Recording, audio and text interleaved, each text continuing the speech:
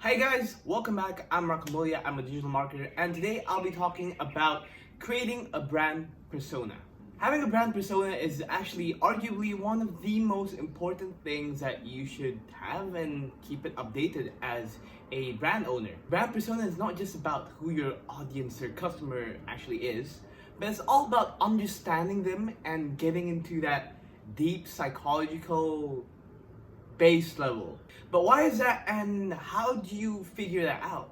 Well, before we start, don't forget to click that like and subscribe button to keep you guys updated with more tips and videos like this. Alright, let's begin this. So, did you know that half of the brands out there in the world actually don't know who they're talking to and what they're doing? And for me, that's a problem because this is the reason why brands and businesses fail. And really, just pushing the content and the products out there without having any understanding of their audience. Understanding your audience is really important, and this is what big and successful brands actually, they really know who they're talking to, and this decides on what kind of diction that you use, what kind of products that you push, what kind of colors, and then possible promo events, anything. As I like to mention and have previously done, your customer is key, and knowing them really sets the course of your brand or business. So knowing them is not just based on the demographics level, such as age, gender, location, blah blah blah. Anyone can do that, and it's general. But knowing them as a brand persona means being in their perspective. So this is why I like to use this classification of brand persona, because it really gets in depth on what kind of person slash audience that you're talking to. Okay, let's run through the audience persona one by one. So first we got day in the life. So what do your audience actually do every day? What kind of day do they have? And then sources of influence. So where does your audience get the motivation to do things? Is it like, for example, if they have a husband, is it from their husband or from their kids or from their peer friends? And then finance. This is probably more important for businesses, but also for brands and pages is also pretty important as well.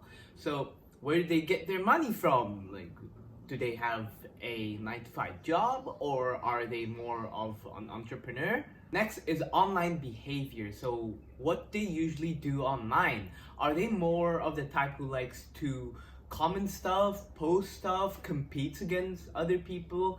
It really depends. And there are a lot of different online behaviors that you should check it out. It really dictates which digital platforms that you use. Next is brand affinity. So what kind of brands do they have top of mind of? It's quite important actually, because for this one, I use this one a lot to create my contents for my business and my clients. So for example, if their brand affinity is BTS, the K-pop band, then I'll just focus on the K-pop news and make content around that. Easy. Alright, the next five is actually going to be more personal and more in-depth, so buckle up.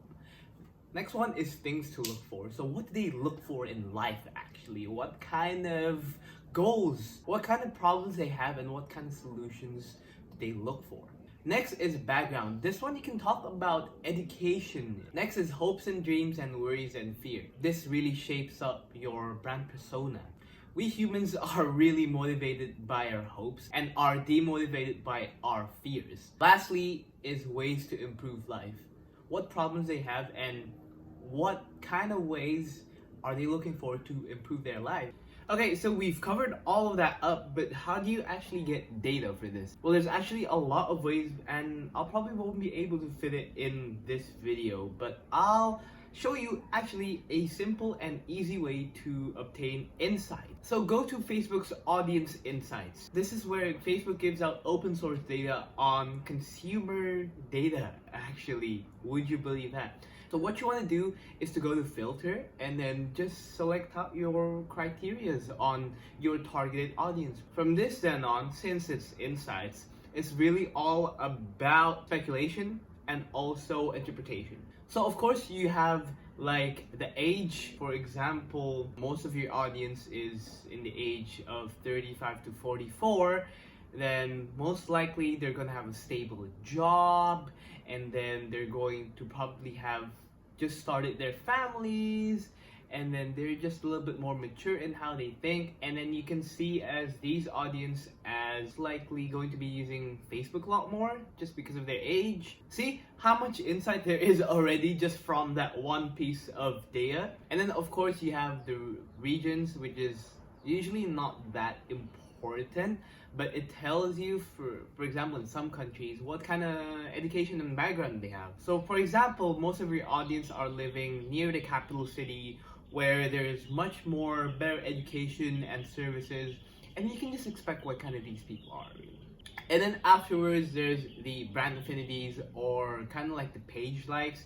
This one is the one that gets quite interesting actually. There's a lot of interpretation that you can put into it. So let's say your audience likes a certain game page, which is Texas Hold'em Poker or 8-Ball Pool. You can interpret that they like to compete against one another, or maybe they like pages such as cooking tips, house tips, etc. like that. And you can interpret these audiences as people who are in a way starting out their lives and kind of maybe have not much idea about adulting life.